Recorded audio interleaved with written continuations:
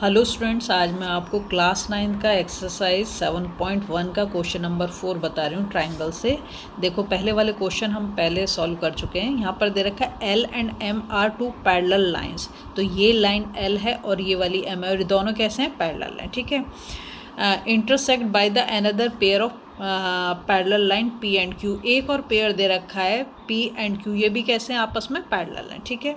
अब कहते हैं show that triangle A B C. यहाँ ध्यान से देखो, ट्राइंगल ए बी सी, ये वाला triangle congruent to triangle C D A, मतलब इसको हमें इसके क्या करना है? कॉन्ग्रेंट प्रूव करना है, ठीक है। देखो क्या करेंगे।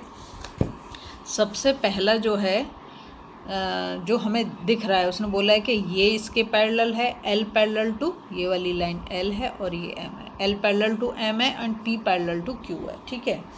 तो सबसे पहला काम हम यही लिख देते हैं, एल पैरेलल टू एम जो हमें दे रखा है। अगर एल पैरेलल टू एम है तो इसकी ट्रांसवर्सल क्या हो गई? ए सी हो गई। तो यहाँ मैं लिख देती हूँ ट्रांसवर्सल ए सी इसको कट कर रहा है, ठीक है।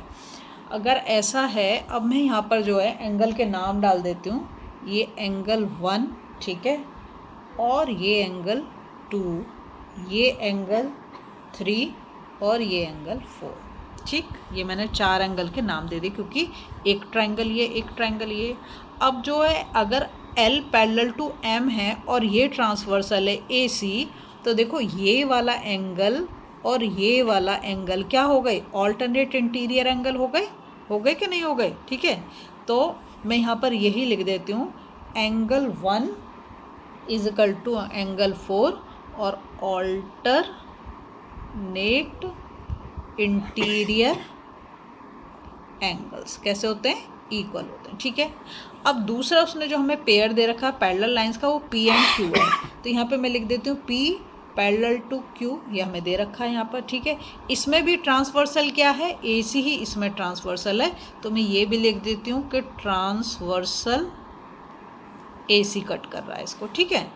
तो अब यहाँ पर जो एंगल क्या हो जाएगा? 3 एंड 2, ये कैसे हो जाएंगे? इक्वल। तो मैं लिख देती हूँ angle 2 is equal to angle 3, ठीक है। कैसे? ऑल्टरनेट इंटीरियर एंगल्स, ठीक है, ये इक्वल हो गए।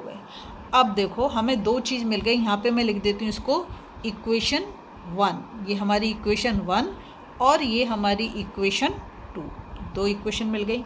अब दोनों ट्रायंगल के बीच में आप देखो, ये ए सी कैसा हो गया? कॉमन हो गया। जो उसने हमें ट्रायंगल के नाम दिए हैं, देखो यहाँ पे दे रखा है ए बी सी और यहाँ पे ट्रायंगल दे रखा है सी डी ए। तो यहाँ पर ए सी आ रहा है और यहाँ पर सी ए आ रहा है, ठीक है। तो दोनों में कैसा हो गया? कॉमन हो गया। तो मैं यहाँ पर ऐसे लिख देती हूँ, ए सी इज इक्वल टू सी ए, या ए सी इज इक्वल टू ए सी भी लिखो तो भी ठीक है। ये क्या हो गया? कॉमन हो गया, ठीक है। तो अब हम क्या करेंगे, यहाँ लिखेंगे इन ट्राइंगल, ट्राइंगल का जो नाम दे रखा है वो लिखेंगे A B C and triangle C D A. दोनों ट्राइंगल का वही नाम लिया जो यहाँ पे लिख रखा है। इसमें पहली चीज़ हमने कर ली, angle 1 is equal to angle 4, ठीक है। ये इक्वेशन हमारी 1, ऊपर मैंने रीजन दे दिया, alternate interior angles are equal. फिर दूसरा हमारा हो गया, ये बीच में साइड आ गई, ये वाली साइड आ गई। तो ए सी इज इक्वल टू सी ए लिखो या ए सी, दोनों चीज़ लिख सकते हो। और यहाँ पर ये दोनों चीज़ क्या है? कॉमन है, दोनों ट्राइंगल में आ रहे हैं। फिर हम क्या करेंगे, angle 2 is equal to angle 3, ये हमारी सेकेंड इक्वेशन हमने ली थी, ठीक है। अब हमें 3 चीज़ मिल गई। अगर हमें 3 चीज़ मिल गई तो हम उस एंगल को क्या बोल सकते हैं? कॉन्ग्रेंट ट्राइंगल बोल सकते हैं। तो हम यहाँ पे लिख देंगे triangle A B C congruent to triangle C D A by, कौन से रूल से हम इसको कर रहे हैं? ए एस ए, ठीक है, by A S A congruence. A S A क्यों? देखो एंगल, ये साइड और ये एंगल, ठीक है, इसलिए ये ए एस ए से हमारा प्रूव हो गया। यही हमें प्रूव करना था। अगर आपको वीडियो पसंद आ रही, प्लीज़ लाइक शेयर सब्सक्राइब कर दें, फॉलो जरूर करें।